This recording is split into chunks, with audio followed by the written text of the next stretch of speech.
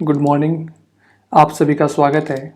आज अपनी ये पहली क्लास है और अपन इस क्लास में स्टार्ट कर रहे हैं भूगोल। अपन इस क्लास में पढ़ेंगे भारत का भूगोल। भारत का भूगोल अपन बेसिक से लेके एडवांस तक कंप्लीट भूगोल पढ़ने वाले हैं। फिर चाहे आप एसएससी की तैयारी कर रहे हो, चाहे आप आरएस की तैयारी कर रहे हो, इन सभी एग्ज़ाम्स के अंदर जितने भी क्वेश्चन पूछे जाएंगे या जो पूछे जाते हैं उन सब को कवर करेंगे और ऐसा कोई क्वेश्चन नहीं होगा जो अपने नोट्स से बाहर आएगा। तो इस क्लास को शुरुआत करने से पहले अपन बिल्कुल ये क्लियर कर लें अपने माइंड के अंदर कि अपन जो पढ़ने वाले हैं ऑथेंटिक पढ़ने वाले हैं और बिल्कुल सटीकता से, और जो एग्ज़ाम में पूछा जाता है वही अपन पढ़ेंगे, बेसिक से लेके एडवांस तक। और ये पहली क्लास है, इस क्लास से लेके अंत तक आप हमारे साथ बने रहिए। अपन जो पढ़ने वाले हैं वो चाहे आप किसी भी एग्ज़ाम्स की तैयारी कर रहे हो, जहाँ पर भूगोल पूछा जाता है तो आप बिल्कुल सही जगह पे हैं। ये आज अपनी पहली क्लास है और पहली क्लास के अंदर अपन पढ़ेंगे भारत का भूभौतिक विभाजन। पहले आप यहाँ से हेडिंग डाल लीजिए। अपन स्टेप बाय स्टेप पढ़ने वाले हैं। अपन जो भी पढ़ेंगे आप उसे नोट्स में लिखते जाइए और मैं आपको लिखवाते जाऊंगा और धीरे धीरे हर टॉपिक को अपन क्लियर करते हुए आगे बढ़ेंगे। तो आज की जो पहली अपनी जो हेडिंग है वो है अपनी हेडिंग भारत का भूभौतिक विभाजन। भारत का भूभौतिक विभाजन आज अपन शुरू करने जा रहे हैं। थोड़ा सा स्पेन में मिस्टेक है, तो अभी इसको देखो सही कर लेते हैं। अभी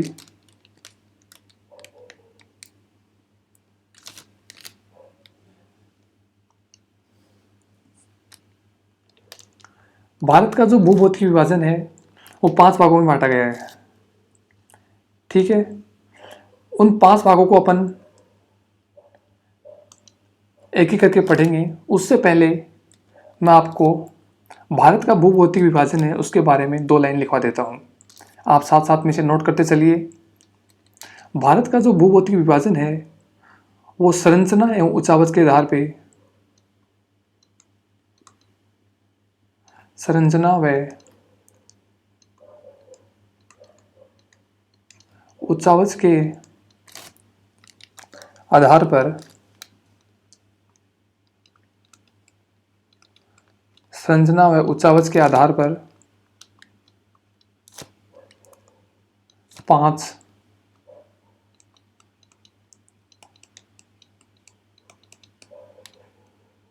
भौगोलिक प्रदेश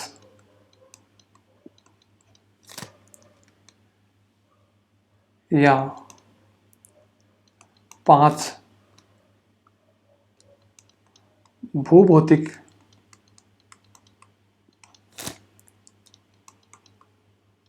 विभाजनों में बांटा गया है।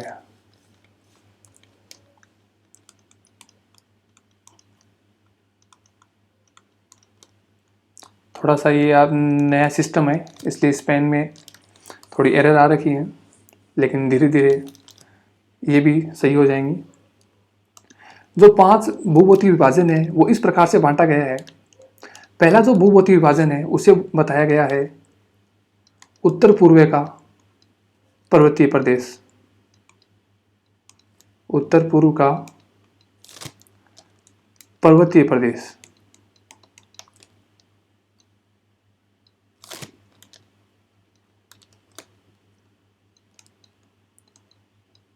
ये है पहला उसका विभाजन। दूसरे की बात करें तो दूसरा है मध्यवर्ती मैदान। मध्यवर्ती मैदान। बात करें तीसरे की, तीसरा आता है इसके अंदर प्रायद्वीपीय भारत।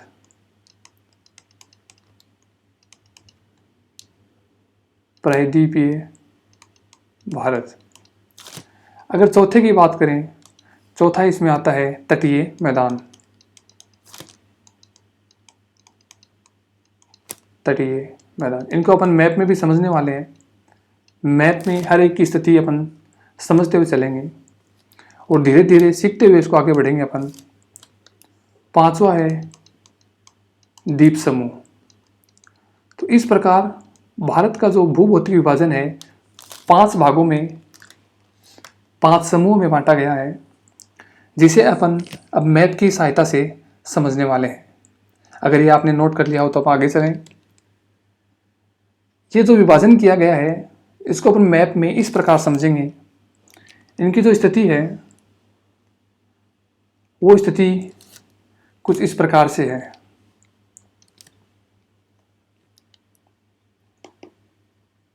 जिस प्रकार देखो, मैं ये एक मैप लेके आया हूँ। ये जो भारत का मैप है अपन इसके अंदर इसको समझने वाले हैं। ठीक है, अभी जो मैंने आपको जो भारत का भूभौतिक विभाजन बताया है उसको अपन इस मैप की सहायता से समझने वाले हैं। ठीक है, देखो मैं इसको थोड़ा छोटा कर लेता हूँ और उसके बाद में अपन ने जो भी पढ़ा है वो अपन समझने वाले हैं। ठीक है, इस प्रकार से अपन देखते हैं कि अपन ने भारत के भूभौतिक विभाजन को 5 भागों में बांटकर पढ़ा है। तो पहले की बात करें तो पहला है उत्तर पूर्व का पर्वतीय मैदान। तो अगर उत्तर पूर्व के पर्वतीय मैदान की बात करें तो अपन इस क्षेत्र की बात कर रहे होते हैं। ये उत्तर से लेके और ये पूर्व तक का जो पर्वतीय मैदान है इसकी अपन बात कर रहे हैं। ये जो क्षेत्र है इसको अपन बोलते हैं उत्तर पूर्व का पर्वतीय मैदान। ठीक है, ये कौन सा है? उत्तर पूर्व का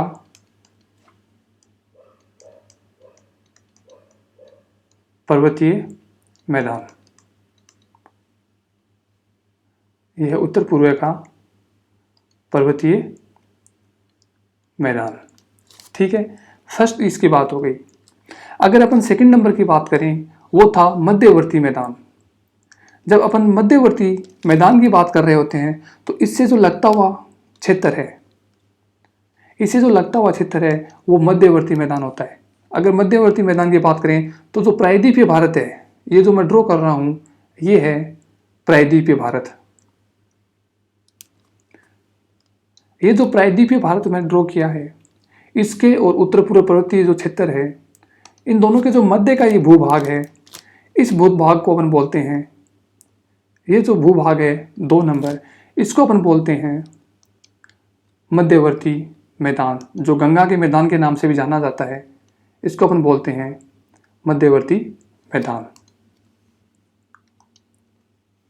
ठीक है, ये अपना हो गया मध्यवर्ती मैदान। अब अपन इसके बाद में बात करते हैं तीसरा नंबर का जो अपने पढ़ा प्रायद्वीपीय भारत। तो ये जो मैंने ड्रॉ किया है भारत के बीच के अंदर, ये है अपना प्रायद्वीपीय भारत। इसको अपन बोलते हैं प्रायद्वीपीय भारत। तो इसे आप नोट कर सकते हो, प्रायद्वीपीय भारत। इस प्रकार अपन ने 3 भूभौतिक विभाजनों को समझा है। और चौथे की बात करें तो चौथा जो है वो है तटीय मैदान।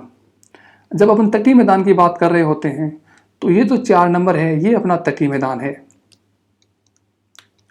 दोनों साइड से जो लगता हुआ क्षेत्र है इसे अपन बोलते हैं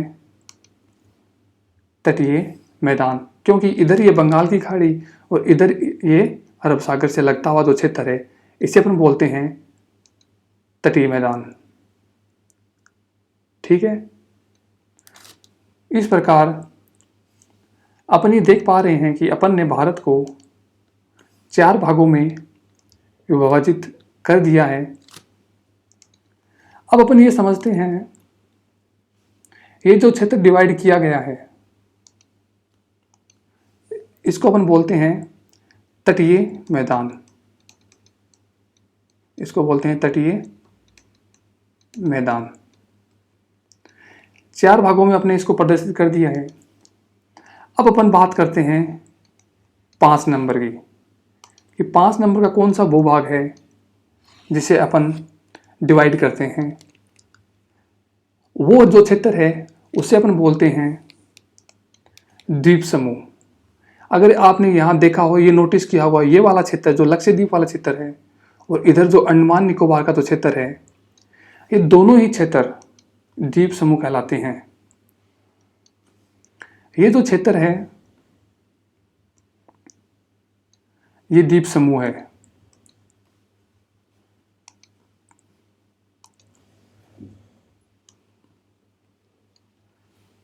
ये जो अपने दर्शाया है ये वाला क्षेत्र है द्वीप समूह, जिसे अपन नंबर दे रहे हैं 5 नंबर। ये जो है द्वीप समूह जो बंगाल की खाड़ी और अरब सागर दोनों में अवस्थित है। ये जो 5 नंबर अपने दर्शाया है ये है द्वीप समूह बंगाल की खाड़ी और अरब सागर के अंदर। इस प्रकार हम देखते हैं कि अपन ने भारत को 5 भागों में 5 भूभौतिक प्रदेशों में विभाजित किया है। एक बार अपन इनको रिवाइज कर लेते हैं। जो फर्स्ट था वो था उत्तर पूर्व का पर्वतीय प्रदेश। फर्स्ट अपन ने बात की उत्तर पूर्व का पर्वतीय जो प्रदेश है, जो उसे अपन ने 1 नंबर दिया। दूसरा नंबर है मध्यवर्ती मैदान। जो प्रायद्वीपीय भारत है और उत्तर पूर्व का जो पर्वतीय प्रदेश है, इन दोनों के बीच का जो समतल मैदानी प्रदेश है, जो गंगा का यमुना का मैदान है, उसे अपन बोलते हैं मध्यवर्ती मैदान। इसके बाद में अपन ने बात की प्रायद्वीपीय भारत की, और प्रायद्वीपीय भारत के दोनों साइड में जो तटीय प्रदेश हैं जो बंगाल की खाड़ी और अरब सागर से लगते हुए, उनको अपने नाम दिया तटीय मैदान। और इसके बाद में लास्ट अपन ने बात की द्वीप समूह की,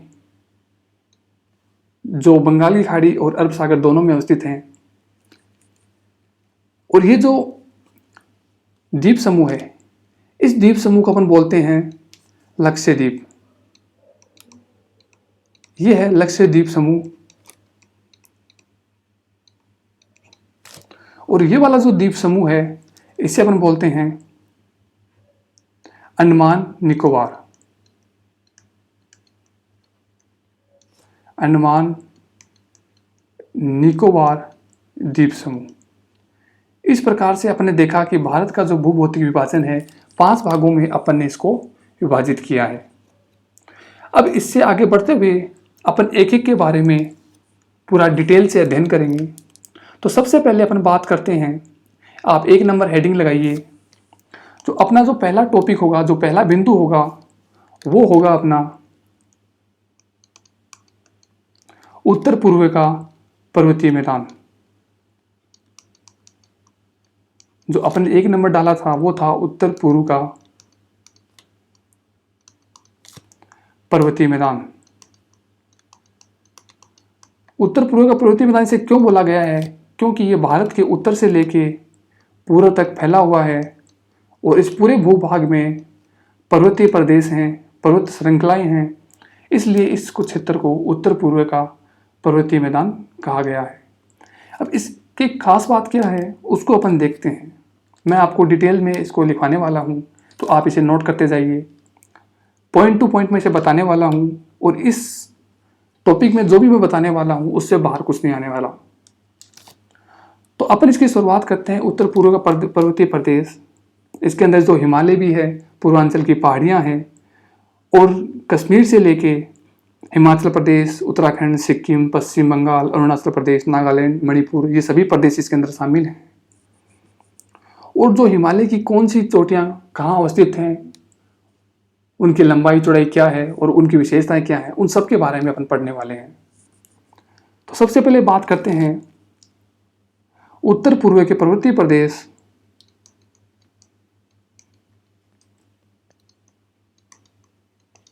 उत्तर पूर्व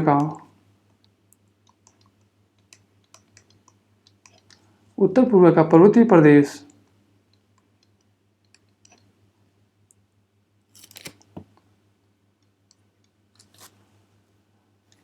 उत्तर पूर्व का पर्वतीय प्रदेश के अंतर्गत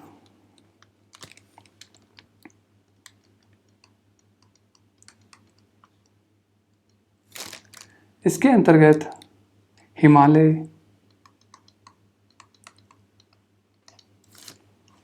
एवं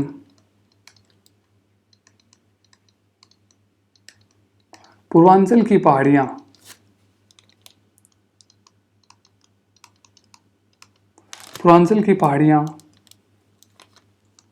शामिल हैं। ये इस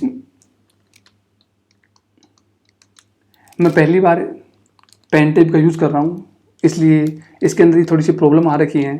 समय के साथ में ये भी सॉल्व हो जाएंगी। अब अपन बात करें भौगोलिक रूप से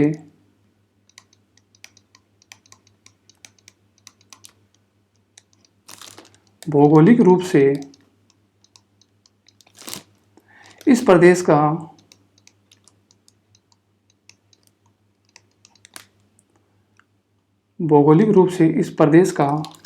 विस्तार, अगर इसके विस्तार की बात करें तो इसका विस्तार जो है वो उत्तर में जम्मू कश्मीर से लेके JNK, जम्मू कश्मीर से हिमाचल प्रदेश,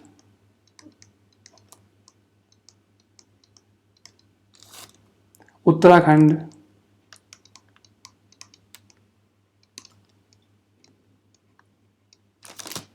सिक्किम,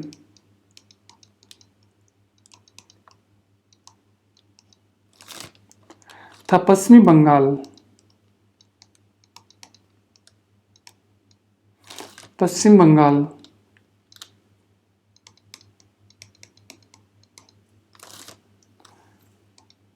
अरुणाचल प्रदेश,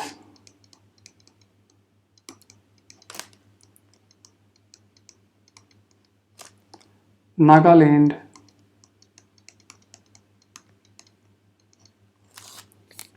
मणिपुर,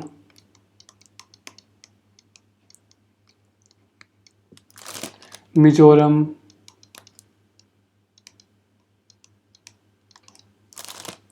एवं त्रिपुरा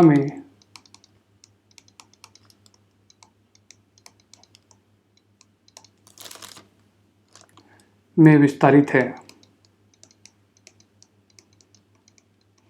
अपन ने बात की उत्तर पूर्व की जो पर्वतीय प्रदेश है वो कौन कौन से क्षेत्र के अंदर विस्तार उसका मिलता है। तो क्रम से अपन देखते हैं जम्मू कश्मीर, हिमाचल प्रदेश, उत्तराखंड, सिक्किम, पश्चिम बंगाल, अरुणाचल प्रदेश, नागालैंड, मणिपुर, मिजोरम, त्रिपुरा में इसका विस्तार पाया जाता है। अब अगर अपन बात करें इसी के अंदर अपन देखें जो हिमालय है, हिमालय एक नवीन युवा वलित पर्वत है।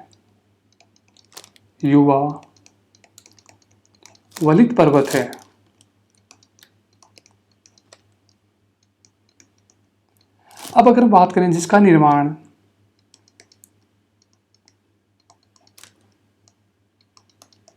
हिमालय का जो निर्माण हुआ है वो हुआ है अल्पाइन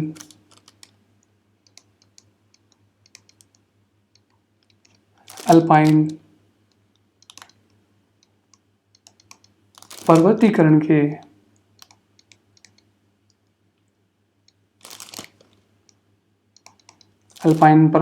की घटना के समय हुई है।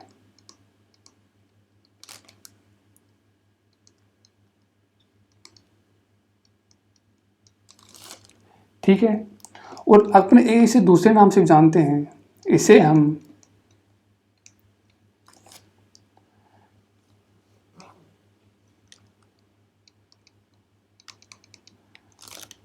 टर्शियरी पर्वत भी कहते हैं। इसे हम टर्शियरी पर्वत भी कहते हैं।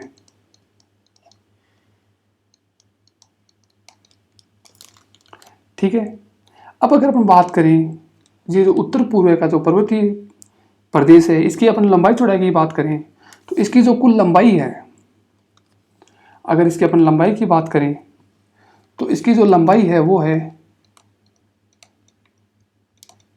इसकी जो लंबाई है वो है 2400 किलोमीटर। ठीक है, उत्तर से लेके पूर्व तक। ठीक है,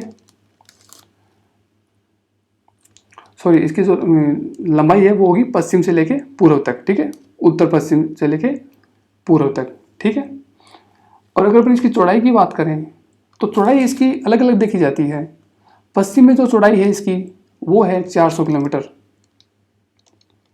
अगर अपन इसकी चौड़ाई की बात करें तो वो है इसकी 400 किलोमीटर। कहाँ पे? पश्चिम में। पश्चिम में जिसकी चौड़ाई है वो है 400 किलोमीटर। अगर चौड़ाई की अपन बात करें पूर्व के अंदर तो वो है इसकी 160 किलोमीटर। 160 किलोमीटर कहाँ पे? पूर्व में। तो इस प्रकार अपन देखते हैं कि जो उत्तर पूर्व का जो पर्वतीय प्रदेश है इसकी लंबाई और चौड़ाई अपने को अलग अलग मिलती है। क्योंकि ये देखिए आप यहाँ पर अपन ने इसकी बात की, इसके अंदर ये जो इसकी चौड़ाई है, यहाँ पे इसकी जो चौड़ाई है वो है 400 किलोमीटर और यहाँ पर जो इसकी चौड़ाई है वो है 160 किलोमीटर। ठीक है, तो ये जो चौड़ाई इसकी अलग अलग है वो आप इसको देख पा रहे होंगे, क्योंकि ये जो इसका विस्तार है उत्तर पश्चिम में ज़्यादा इस विस्तार है और पूर्व के अंदर इसका कम विस्तार है। ये यहाँ पर है 400 किलोमीटर। ठीक है, ये अपना उत्तर पूर्व का पर्वतीय प्रदेश है। अब इसी पर्वतीय प्रदेश के अंदर बात करें अपन हिमालय की उत्पत्ति की, कि हिमालय का निर्माण कैसे हुआ और हिमालय की विशेषताएं क्या क्या हैं, उसका विस्तार कहाँ कहाँ पर है, कौन से भौगोलिक क्षेत्र में है। अगर अपन उसकी बात करें तो अपन हेडिंग लगाते हैं हिमालय की उत्पत्ति। आप ये हेडिंग लगाइए, हिमालय की उत्पत्ति। अपने को धीरे धीरे उसको रिवाइज भी करना है। अपन ने भारत की जो भौगोलिक अवस्थिति के आधार पर 5 भागों में अपन ने इसका जो विभाजन किया है, उसमें जो पहला विभाजन था उत्तर पूर्व का पर्वतीय प्रदेश, उसके अंदर जो हिमालय की उत्पत्ति है और हिमालय का जो विस्तार है उसके बारे में अपन अध्ययन करेंगे। तो हिमालय की उत्पत्ति के बारे में कई सारी घटनाओं का जिक्र किया जाता है, जिसके अंदर एक मुख्यतः है प्लेट विवर्तनिकी सिद्धांत के अनुसार। तो उसी सिद्धांत की अपन बात करने वाले हैं कि वो प्लेट विवर्तनिक सिद्धांत क्या था और आज के समय में हिमालय का जो करंट सिनेरियो है वो क्या है, वो अपन डिस्कस करने वाले हैं। तो इसको आप नोट डाउन करते रहिए साथ साथ में। पहले अपन बात करते हैं प्लेट विवर्तनिक की जो घटना है उसके बारे में अपन बात करते हैं। जो प्लेट विवर्तनिक की घटना है उसको आप लिखिए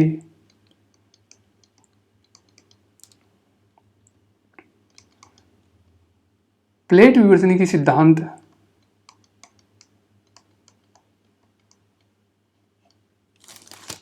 के अनुसार। आज थोड़ा सा इसका पेन थोड़ा ख़राब हो रखा है, जिसमें पेन टेप पे मैं इसका काम में ले रहा हूँ, उसकी थोड़ी सेटिंग ख़राब हो रखी है। अगली क्लास में इसको सुधार लिया जाएगा। आज थोड़ा सा आप एडजस्ट करिए, नेक्स्ट क्लास में अपन देखेंगे कि अपने सामने ये दिक्कत ना आए। प्लेट विवर्तनिक के सिद्धांत के अनुसार आज जहाँ हिमालय पर्वत है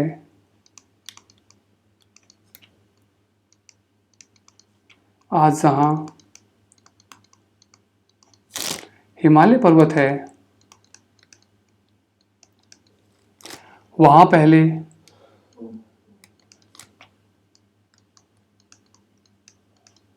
तैतीस महासागर हुआ करता था।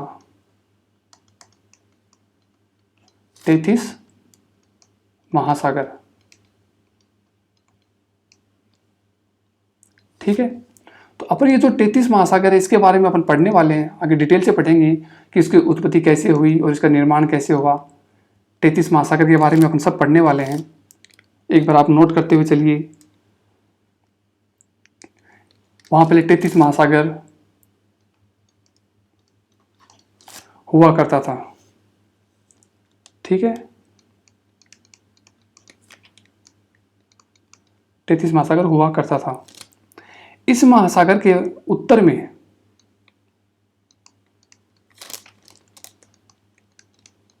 इस महासागर के उत्तर में तिब्बत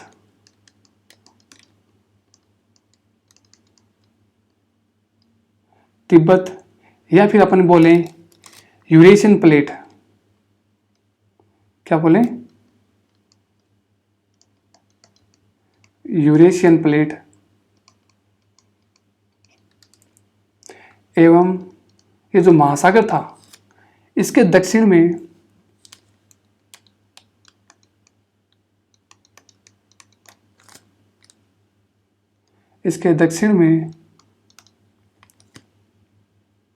भारतीय प्लेट हो, जो भारत आज के समय जिस भूमि की भारत भूमि की अपन बात करते हैं वही भारत भूमि इस 33 महासागर के दक्षिण में अवस्थित थी।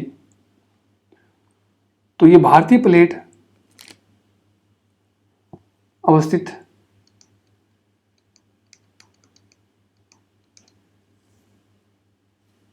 था। ठीक है, तो क्या जो महासागर था इसके उत्तर के अंदर तिब्बत का क्षेत्र और दक्षिण में इसके अंदर भारत का जो क्षेत्र है वो इसके अवस्थित था। अब अपन बात करें कि आज से लगभग 65 लाख वर्ष पूर्व,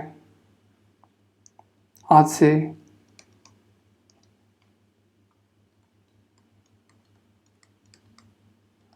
से लगभग 65 लाख वर्ष पूर्व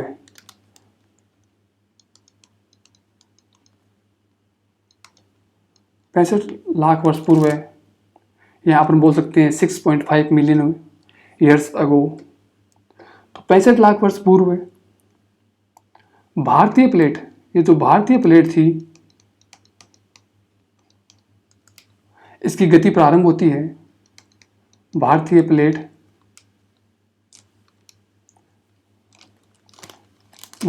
का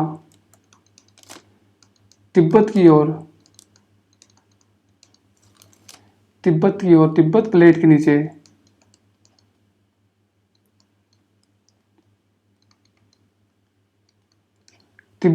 नीचे प्रवेश हुआ। अपन इसको डायग्राम से भी अच्छे से समझेंगे कि किस प्रकार से जो ये भारत की भूमि थी जिसका विस्तार हुआ, जो गतिमान हुई, और जो तिब्बत की प्लेट थी उसके नीचे जाके इसका प्रवेश होता है, और किस प्रकार हिमालय की उत्पत्ति होती है इसके बारे में अपन पूरा डिटेल से पढ़ रहे हैं। और आगे चित्र के माध्यम से अपन इसको समझेंगे कि किस प्रकार से ये पूरी घटना को अंजाम दिया गया था, प्रवेश हुआ। ठीक है, तो अपन ने देखा कि जो प्लेट थी भारतीय प्लेट वो तिब्बत की प्लेट के नीचे जाके प्रवेश कर जाती है, जिसके कारण क्या होता है, जो 33 महासागर था, तो सेंटर बीच के अंदर जो 33 महासागर जिसकी अपन बात कर रहे हैं, 33 महासागर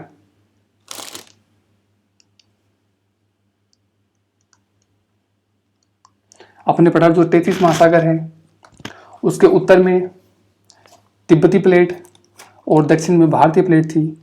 उसी 33 महासागर की अपन बात कर रहे हैं। ये जो 33 महासागर था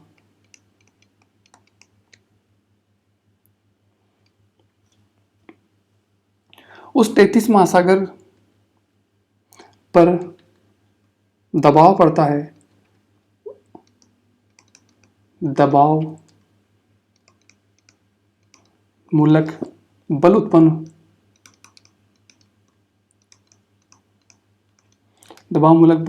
उत्पन्न हुए, जिसके कारण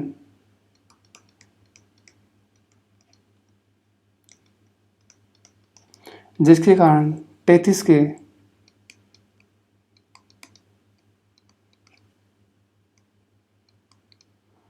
के अवसादों में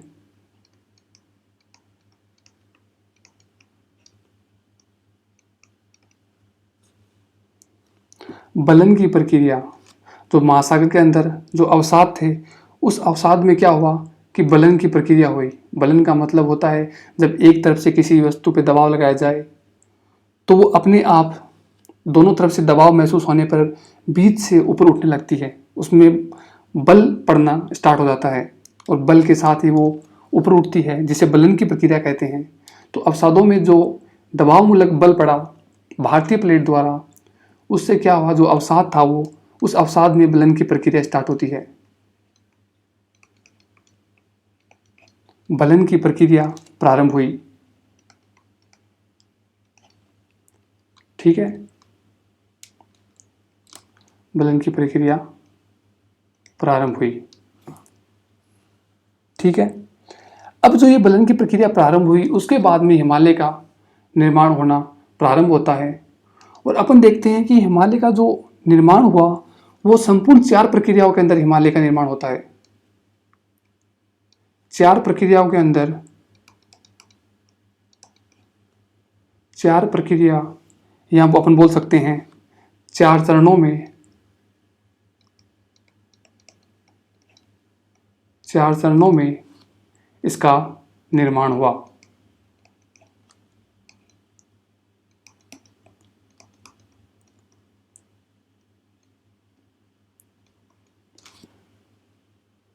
हिमालय का इसका निर्माण हुआ।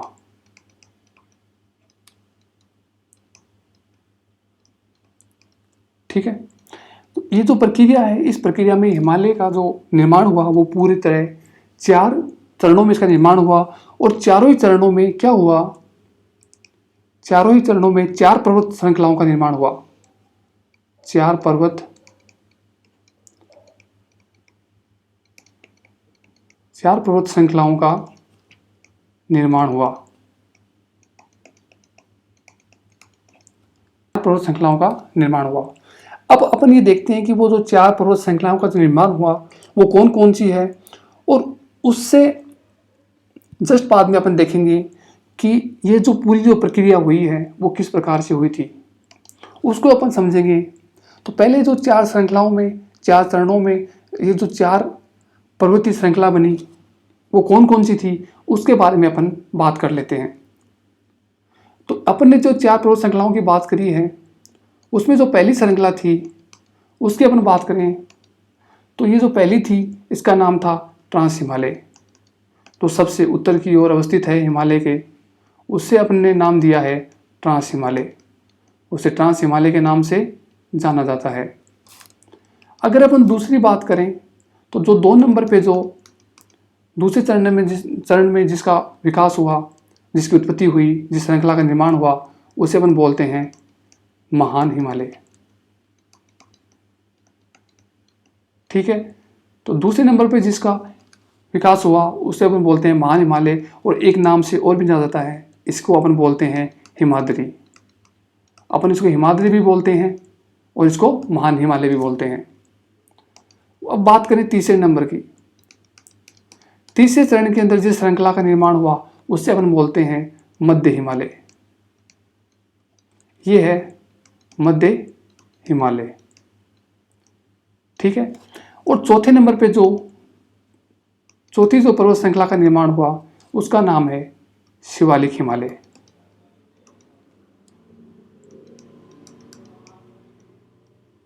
उसका नाम है शिवालिक हिमालय। तो इस प्रकार से देखा, हमने ये देखा कि इस प्रकार से 4 चरणों में हिमालय की उत्पत्ति होती है, और वो 4 चरण इस प्रकार से हैं: ट्रांस हिमालय, महान हिमालय, मध्य हिमालय और शिवालिक हिमालय।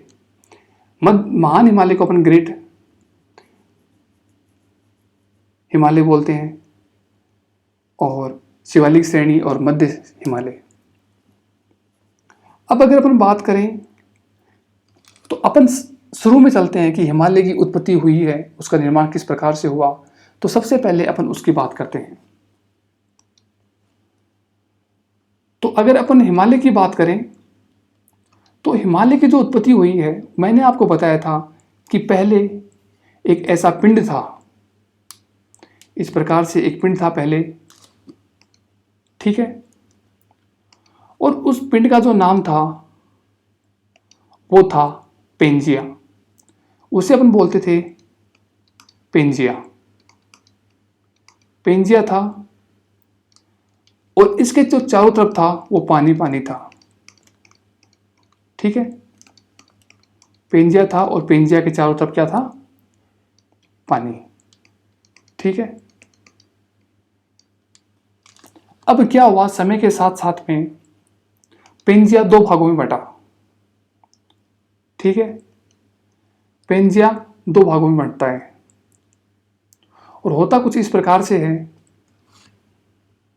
कि पेंजिया दो टुकड़ों में बंट जाता है।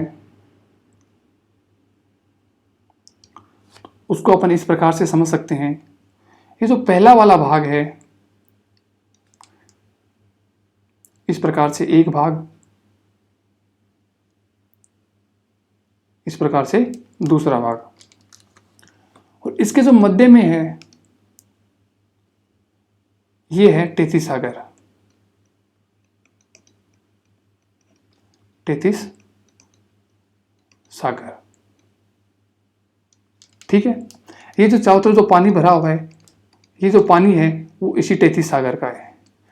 इन दोनों के चारों तरफ पानी भरा हुआ है और जिसको अपन बोलते हैं टेथिस सागर। ये दो भागों में बंट जाता है और दो भागों में बंटने के बाद में एक ये वाला भाग जिसे अपन बोलते हैं अंगारा लैंड, इसको अपन ने नाम दिया अंगारा लैंड। ठीक है, इसी प्रकार से ये जो ये वाला भाग है इसको अपन ने नाम दिया पेंथलासा। तो पेंजिया के दो भाग होते हैं, एक अंगारा लैंड और दूसरा पेंथलासा, और इसके बीच में टेथिस सागर। अब अगर अपन और डिटेल में अगर इसकी बात करें तो हिमालय की जो उत्पत्ति होती है वो किस प्रकार से होती है उसके बारे में अपन बात करते हैं। तो जैसा कि मैंने आपको बताया, एक अंगारा लैंड और दूसरी तरफ में था पेंथलासा, बीच में टेथिस सागर।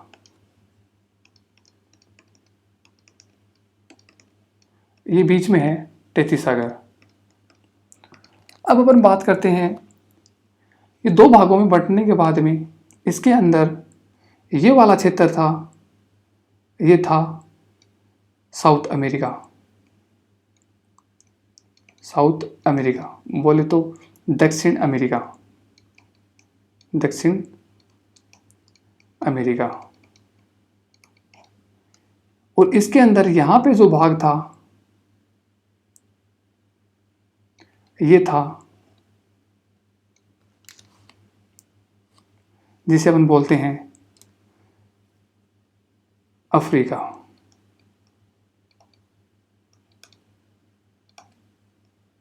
और अफ्रीका के पास में ही यहाँ पर एक छोटा भूभाग और होता है,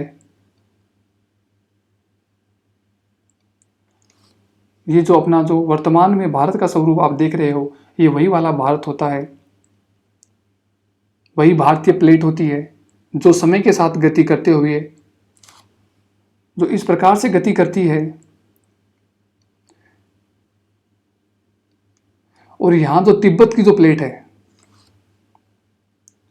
यहाँ जो तिब्बती प्लेट होती है उस प्लेट के नीचे इसका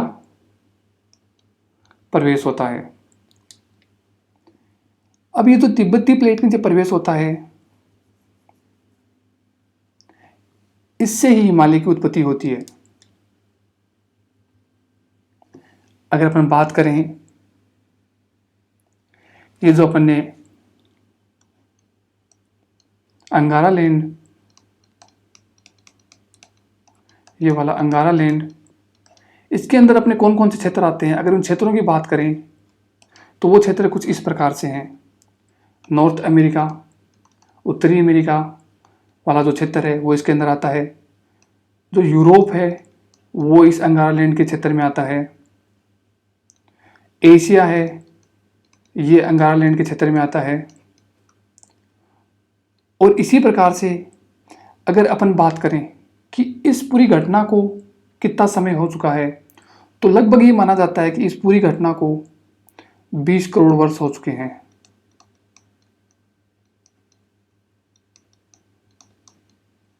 20 करोड़ वर्ष पूर्व की ये घटना है। और इसी प्रकार से आपने देखा कि ये वाला जो क्षेत्र है इसको अपन बोलते हैं गोंडवाना लैंड। गोंडवाना लैंड। अब गोंडवाना लैंड के अंदर कौन कौन से क्षेत्र आते हैं उनको अपन एक बार देख लेते हैं कि वर्तमान के जो कौन से क्षेत्र हैं जो उस समय गोंडवाना लैंड के अंदर आते थे। इसके अंदर पहला नाम होगा दक्षिण अमेरिका।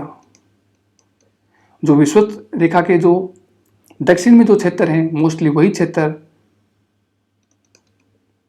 इनके अंदर थे। दक्षिणी अमेरिका, अफ्रीका, और बात करें अपन ये जो प्रायद्वीपीय भारत, प्रायद्वीपीय भारत ये भी गोंडवाना लैंड का हिस्सा था। और न्यूजीलैंड, और अपन बात करें तो जो अंटार्कटिका, अंटार्कटिकीय महाद्वीप जो है वो भी इसके अंदर आते थे। वर्तमान में जो प्रायद्वीपीय भारत है वो भारत वहाँ से गति करते हुए तिब्बतीय प्लेट के नीचे प्रवेश कर गया और जिससे हिमालय की उत्पत्ति होती है। और अपन ने देखा कि हिमालय की उत्पत्ति 4 चरणों में होती है और 4 चरणों में 4 पर्वत श्रृंखलाओं का निर्माण होता है जिनको अपन ने इस प्रकार पढ़ा था। पहला था ट्रांस हिमालय, दूसरा महान हिमालय, तीसरा मध्य हिमालय और चौथा था शिवालिक। अब अगर अपन और विस्तार से देखें ये जो पूरी घटना थी किस प्रकार से घटित हुई, अगर उनको अपन विस्तार से देखें तो अपन इस प्रकार से कुछ समझ सकते हैं।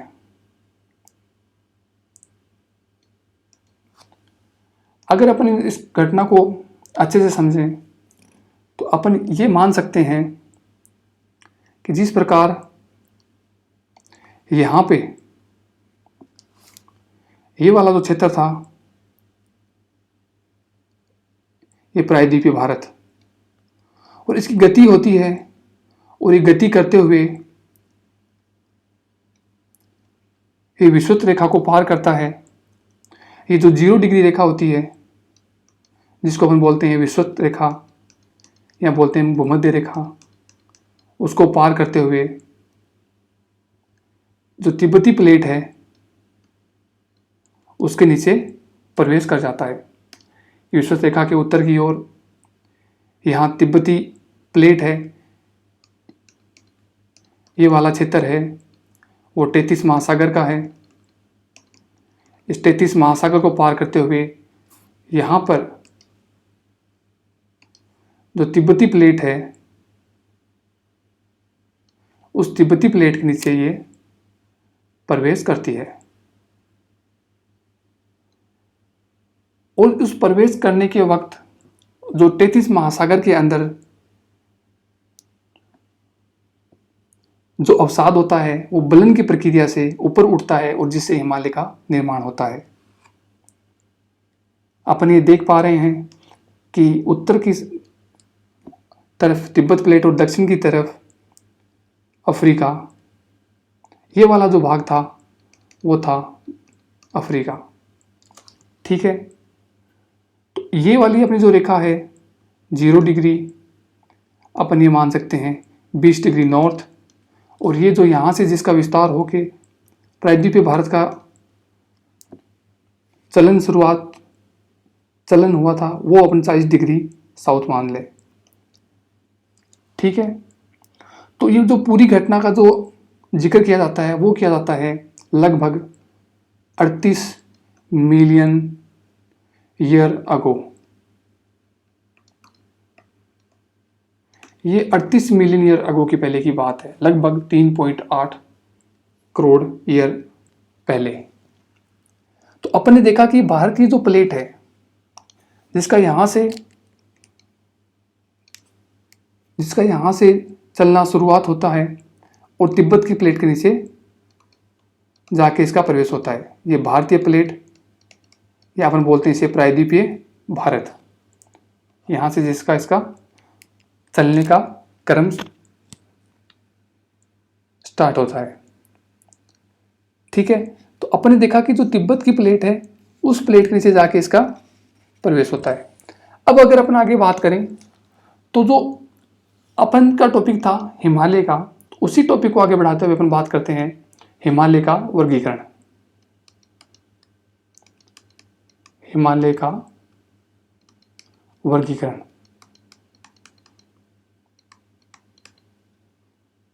हिमालय का वर्गीकरण। तो बेसिकली अगर हिमालय के वर्गीकरण की बात करें तो इसका जो वर्गीकरण है वो दो भागों में बांटा गया है। इसका जो वर्गीकरण है वो अपन मुख्यतः दो भागों में बांटते हैं। दो भाग कौन कौन से हैं उनको अपन अभी देखते हैं। दोस्तों पहला इसका वर्गीकरण है, अपन करते हैं इसका वर्गीकरण भूभौतिक वर्गीकरण।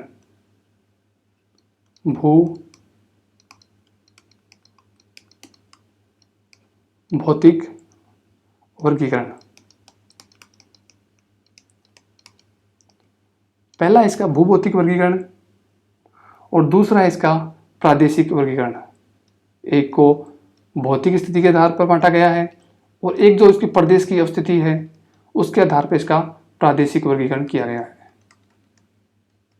तो हिमालय को अपन ने दो तरह से बांटा है, भूभौतिक वर्गीकरण और प्रादेशिक वर्गीकरण। अब अगर बात करें अपन भूभौतिक वर्गीकरण की कि भूभौतिक वर्गीकरण कौन सा है, तो जहां भूभौतिक वर्गीकरण की बात आती है उसको अपन बात करें तो इसको अपन ने फिर से चार भागों में बांटा है। ठीक है, अपन ने इसको फिर से चार भागों में बांटा है। पहला इसके अंदर ट्रांस हिमालय, महान हिमालय, मध्य हिमालय और शिवालिक श्रेणी या शिवालिक हिमालय।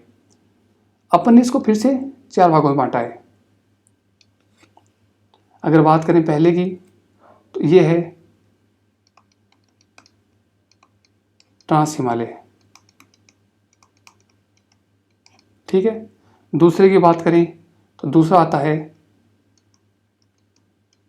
महान हिमालय। ठीक है, और तीसरे की बात करें तो तीसरा आता है मध्य हिमालय। मध्य हिमालय। और चौथे की बात करें तो चौथा आता है शिवालिक हिमालय। शिवालिक हिमालय। इस प्रकार से देखा कि हमने भारत को भूभौतिक वर्गीकरण को चार भागों में बांट दिया। आपको याद रहेगा ट्रांस हिमालय, महान हिमालय, मध्य हिमालय और शिवालिक हिमालय। चार चरणों में हिमालय का विकास हुआ था और चार ही भागों में इसका वर्गीकरण किया गया है। किस आधार पे? भूभौतिक वर्गीकरण के आधार पे।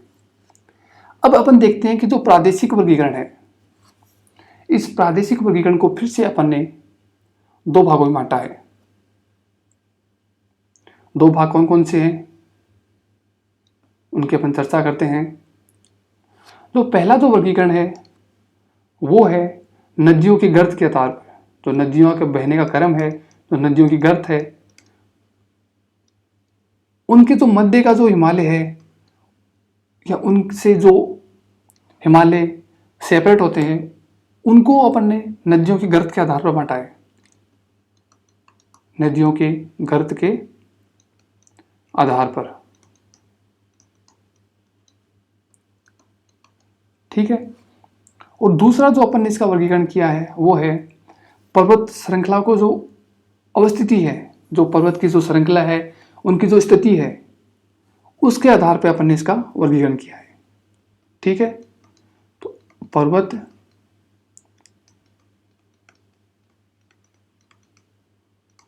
श्रृंखलाओं के अवस्थिति के आधार पर, अवस्थिति के आधार पर। तो अपन ने देखा जो हिमालय का जो अपन ने वर्गीकरण किया है, वो वर्गीकरण सर्वप्रथम अपन ने 2 भागों में किया, भूभौतिक वर्गीकरण और प्रादेशिक वर्गीकरण। भूभौतिक वर्गीकरण को अपन ने फिर से 4 भागों में बांटा, ट्रांस हिमालय, महान हिमालय, मध्य हिमालय और शिवालिक हिमालय। और जो प्रादेशिक वर्गीकरण है उसको अपन ने फिर 2 भागों में बांटा, नदियों के गर्त के आधार पर और पर्वत की श्रृंखलाओं के अवस्थिति के आधार पर। अब अगर अपन नदियों की गर्त के आधार की बात करें तो इनको अपन ने फिर से 4 भागों में बांटा है। वो 4 भाग कौन से हैं उनका अपन विस्तार से डिटेल से अध्ययन करेंगे। तो अपन बात करें नदियों की गर्त के आधार पर, तो नदियों के गर्त पे जब अपन बात करते हैं तो इसको 4 भागों में बांटा गया है। वो 4 भाग कौन कौन से हैं, वो कुछ इस प्रकार से हैं। पहला, दूसरा, तीसरा और ये चौथा। एक बार अगर आपने इस फ्लो डायग्राम को समझ लिया तो फिर आपको किसी भी प्रकार से कोई भी दिक्कत नहीं आने वाली। तो ये जो पहला वर्गीकरण है वो अपन ने किया है पंजाब हिमालय, पंजाब हिमालय, ठीक है। दूसरा अपन ने वर्गीकरण किया है कुमायूं हिमालय,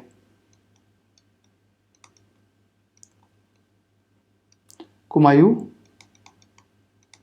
हिमालय, ठीक है। तीसरा जो अपन ने वर्गीकरण किया है वो है नेपाल हिमालय, नेपाल हिमालय, ठीक है। चौथा जो इसका अपन ने वर्गीकरण किया है वो है असम हिमालय, असम हिमालय। इस प्रकार से हमने नदियों की गर्त के आधार पर हिमालय को 4 भागों में डिवाइड किया है। अब ये जो पंजाब का हिमालय है ये कौन सा हिमालय है, कि पंजाब का जो हिमालय है कौन सी नदियों से सेपरेट होता है, क्योंकि अपने नदियों गर्त के हिसाब से बांटा है तो हमें यही पता होना चाहिए कि पंजाब के जो हिमालय है उनके दोनों और कौन सी नदियां हैं या कौन सी नदियों के बीच में पंजाब का हिमालय है। तो इसकी अपन चर्चा करते हैं कि पंजाब का हिमालय कौन सी 2 नदियों के मध्य, कि पंजाब का जो हिमालय है वो कौन सी 2 नदियों के मध्य अवस्थित है। तो उसके अपन बात करें तो ये है सिंधु और सतलज, सिंधु और सतलज, एस एस। कौन कौन सी, सिंधु व सतलज के मध्य। सिंधु और सतलज नदी के जो मध्य जो हिमालय अवस्थित है उसे अपन बोलते हैं पंजाब हिमालय। अगर कुमायूं हिमालय की अपन बात करें तो ये है सतलज और काली के मध्य, एस डॉट के।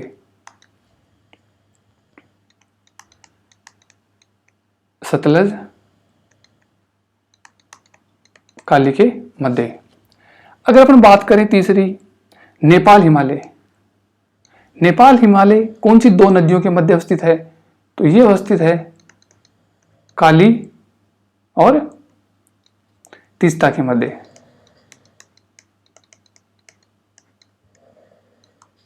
काली और तीस्ता के मध्य, ठीक है।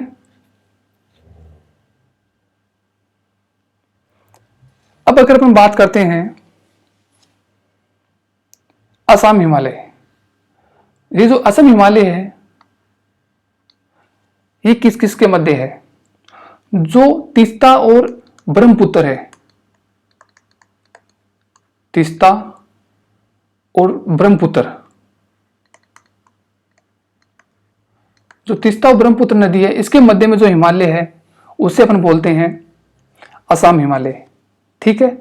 ब्रह्मपुत्र नदी या एक इसको दूसरा नाम भी बोलते हैं दिहांग, दिहांग नदी।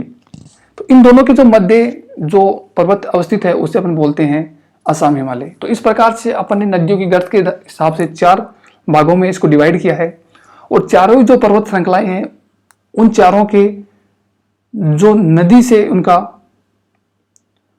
बंटवारा है वो अपन ने पढ़ा है। पंजाब हिमालय सिंधु और सतलज के बीच में, कुमायूं सतलज और काली के मध्य, और नेपाल हिमालय वो काली और तीस्ता के मध्य, और असम हिमालय वो तीस्ता और ब्रह्मपुत्र से। अगर एक तरह से अपन देखें तो इन नदियों का क्रम है वो भी पश्चिम से पूर्व तक इस प्रकार से है, पहले सिंधु, फिर सतलज, फिर काली, फिर तीस्ता और फिर ब्रह्मपुत्र। इस प्रकार से अपन ने देखा कि जो हिमालय है, हिमालय का अलग अलग भूभौतिक वर्गीकरण किया गया है। ठीक है, अपन देखते हैं हिमालय का वर्गीकरण, भूभौतिक वर्गीकरण और प्रादेशिक वर्गीकरण। भूभौतिक 4 प्रकार से किया गया है, ट्रांस हिमालय, महान हिमालय, मध्य हिमालय और शिवालिक हिमालय। और प्रादेशिक वर्गीकरण किया गया है वो नदियों के गर्त के आधार पर और पर्वत श्रृंखलाओं की अवस्थिति के आधार पर। तो अपने नदियों के गर्त के आधार पर इसको 4 भागों में बांटा और भूभौतिक वर्गीकरण के आधार पर इसको 4 भागों में बांटा। अब अपन देखते हैं जो पर्वत की श्रृंखलाएं हैं उनकी अवस्थिति के आधार पर इसको कितने भागों में बांटा गया है। तो इसका जो वर्गीकरण है वो अपन देखते हैं कि कितनी भागों में इसको डिवाइड किया गया है। तो अपन देखते हैं जो पर्वत श्रृंखला की जो अवस्थिति है उस अवस्थिति के आधार पर भी इसको 4 भागों में बांटा गया है। तो पर्वत की जो श्रृंखलाओं की अवस्थिति के आधार पर है, अपन बात करते हैं कि इनको कौन कौन से भागों में बांटा गया है। ठीक है, तो अपन बात करते हैं जो पर्वत की जो श्रृंखलाओं की स्थिति है उसके आधार पर इसको 5 भागों में बांटा गया है। कितने भागों में बांटा गया है? 5 भागों में। ठीक है, वो 5 भाग कौन कौन से हैं? वो 5 भाग है। पहला जो भाग बांटा गया है वो है कश्मीर हिमालय। पहला है कश्मीर हिमालय। ठीक है, दूसरे की बात करें तो दूसरा इसके अंदर है हिमाचल एवं उत्तराखंड हिमालय। हिमाचल एवं उत्तराखंड, हिमाचल व उत्तराखंड हिमालय। और अब तीसरे की बात करते हैं। तीसरा कौन सा है? तो वो है सिक्किम व दार्जिलिंग हिमालय। सिक्किम एवं दार्जिलिंग, दार्जिलिंग हिमालय।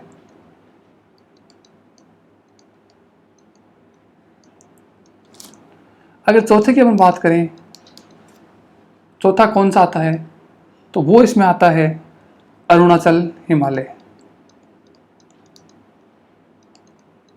अरुणाचल हिमालय। और अगर पांचवे की बात करें, पांचवा इसमें कौन सा आता है? तो वो है पूर्वांचल हिमालय। और पूर्वांचल हिमालय कौन सा है? उसके अंदर असम, नागालैंड, मणिपुर, मिजोरम ये सब इसके अंदर काउंट होते हैं। पूर्वांचल हिमालय, इसमें नागालैंड, मणिपुर, मिजोरम, त्रिपुरा शामिल है। तो आज की क्लास में अपन ने ये देखा कि जो हिमालय है उसकी उत्पत्ति में किस प्रकार से क्या क्या योगदान रहा और उसको किस प्रकार से वर्गीकरण किया गया है। एक बार अपन रिवीजन कर लेते हैं सारी क्लास का कि आज अपन ने पढ़ा क्या है।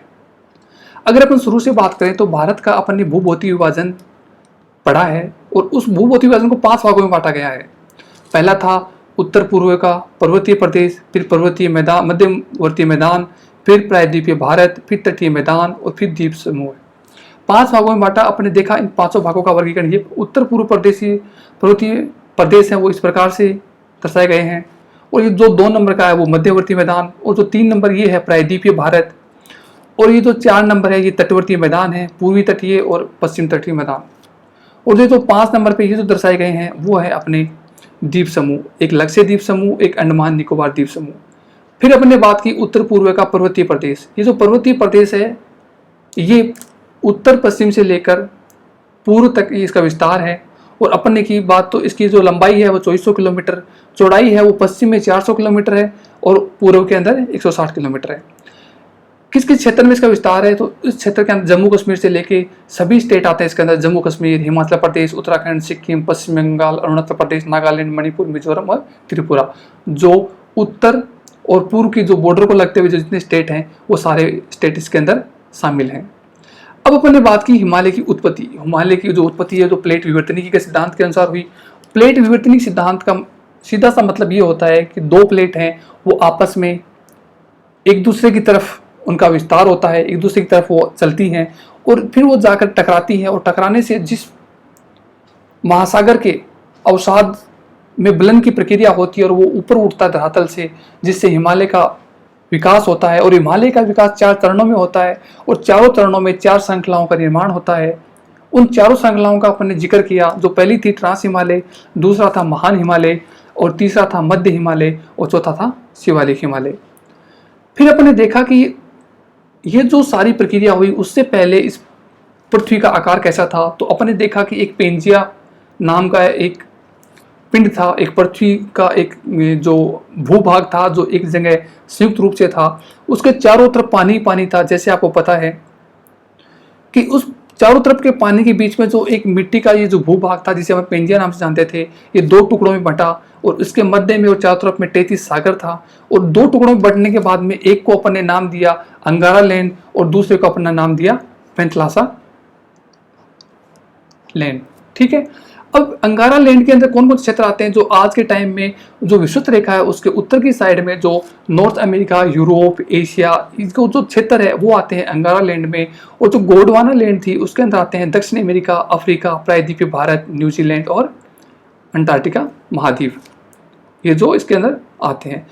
अब अपन बात करते हैं जो भारत का जो प्रायद्वीपीय भारत है, जो प्रायद्वीपीय भारत आज के समय में अपन देख रहे हैं, उसका जो विस्तार है या उसका जो विकास है वो इस प्रकार से हुआ कि 38 मिलियन ईयर्स अगो, 38 मिलियन साल पूर्व की बात है कि भारतीय प्लेट जो अफ्रीकी प्लेट है उसके पास में जहां आज मेडागास्कर है उसके बगल में लगती हुई भारतीय प्लेट विकसित या फिर अवस्थित थी। वहां से इस प्लेट का चलन प्रारंभ होता है और ये नॉर्थ और ईस्ट के मध्य चलती हुई जो तिब्बती प्लेट है उसके नीचे इसका प्रवेश होता है। और प्रवेश होने से अपने को एक प्रक्रिया होती है 33 महासागर में बलन की प्रक्रिया होती है और उस बलन की प्रक्रिया के कारण हिमालय का विकास होता है। फिर अपने देखा कि हिमालय का जो वर्गीकरण अपने 2 प्रकार से किया, भूभौतिक वर्गीकरण और प्रादेशिक वर्गीकरण। भूभौतिक वर्गीकरण अपने 4 प्रकार से किया, क्योंकि हिमालय की उत्पत्ति 4 चरणों में हुई थी तो इसमें 4 श्रृंखलाओं का निर्माण हुआ और उन्हीं श्रृंखलाओं को अपने भूभौतिक वर्गीकरण नाम से पढ़ा है। ठीक है, ये जो अपने भूभौतिक वर्गीकरण नाम से पढ़ा है इसके अंदर अपने पढ़ा ट्रांस हिमालय, महान हिमालय, मध्य हिमालय और शिवालिक हिमालय। और प्रादेशिक विवरण नदियों की गर्त के आधार पर और पर्वत श्रृंखला के आधार पर, नदी और पर्वत के आधार पर अपने पढ़ा। तो नदियों के आधार पर 4 प्रकार से पढ़ा, इसमें कौन कौन से थी, पंजाब हिमालय, कुमायूं हिमालय, नेपाल हिमालय और असम हिमालय। और जो पर्वत के आधार पर पढ़ा तो हमने पढ़ा कश्मीर का हिमालय, हिमाचल उत्तराखंड का हिमालय, सिक्किम दार्जिलिंग का हिमालय और अरुणाचल का हिमालय और पूर्वांचल की पहाड़ियाँ या पूर्वांचल हिमालय। इस प्रकार से अपन ने देखा कि अपन ने इसका वर्गीकरण किया है। आज की क्लास में अपन इतना ही पढ़ते हैं।